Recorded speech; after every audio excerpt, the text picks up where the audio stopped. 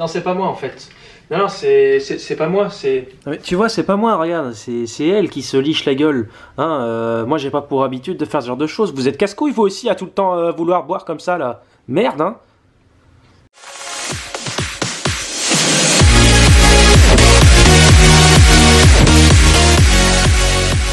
Salut à toi ma petite crevette, j'espère que tu vas bien. Donc aujourd'hui on se retrouve pour une petite vidéo sur l'alcool et la musculation. Hein. Le but étant de savoir est-ce qu'on peut se murger, se prendre une caisse et progresser en musculation. C'est parti. Alors la première chose à savoir, c'est que l'alcool empêche de brûler du gras.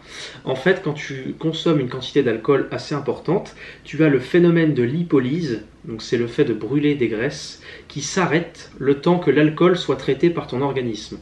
Le problème, c'est que le traitement par ton organisme de l'alcool peut prendre plusieurs jours, parfois ça peut être vraiment long. Donc pendant tout ce temps, en fait, tu ne peux pas brûler les graisses et c'est un problème.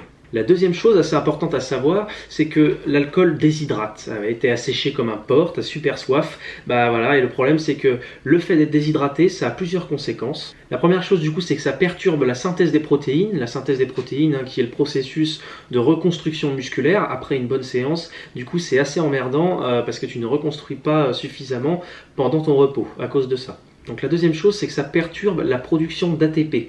Alors qu'est-ce que c'est que l'ATP, bordel? Eh bien l'ATP, c'est tout simplement l'adénosine triphosphate. C'est un acide qui permet en fait tout simplement, par processus chimique, d'apporter au corps de l'énergie rapidement et surtout d'ailleurs lors de la contraction musculaire.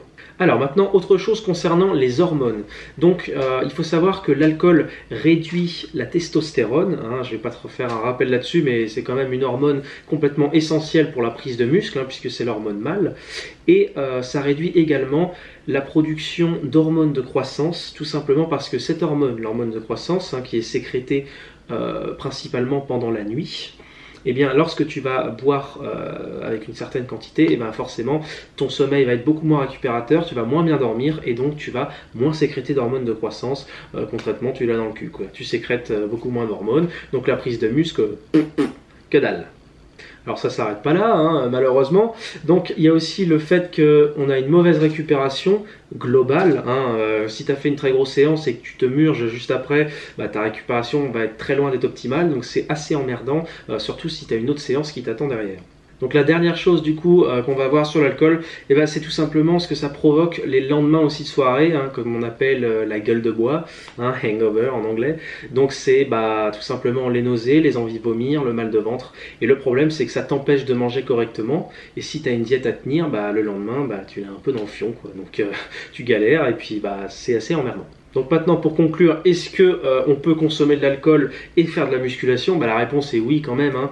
On n'est pas là pour se priver de tout, l'essentiel est de savoir faire la part des choses tout simplement et du coup de consommer de l'alcool 1 à 2 fois par mois maximum si on veut se focaliser sur la progression. Rien ne t'empêche de le faire chaque semaine, même si je le déconseille fortement, mais après c'est une question de priorité et de choix. Si tu es assidu toute la semaine à chaque fois et que tu ne bois que 1 ou 2 fois par mois, c'est bon, quoi. Ça va rien te faire quasiment sur ta progression. Donc voilà, c'était juste pour faire un petit rappel global de ce que ça produit sur l'organisme et ça fait jamais de mal. Donc j'espère que cette vidéo t'aura plu, qu'elle t'aura aidé à comprendre un petit peu les effets sur l'organisme de l'alcool.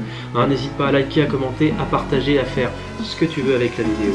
Pour ma part, je te dis à très vite dans une prochaine vidéo. See you next time.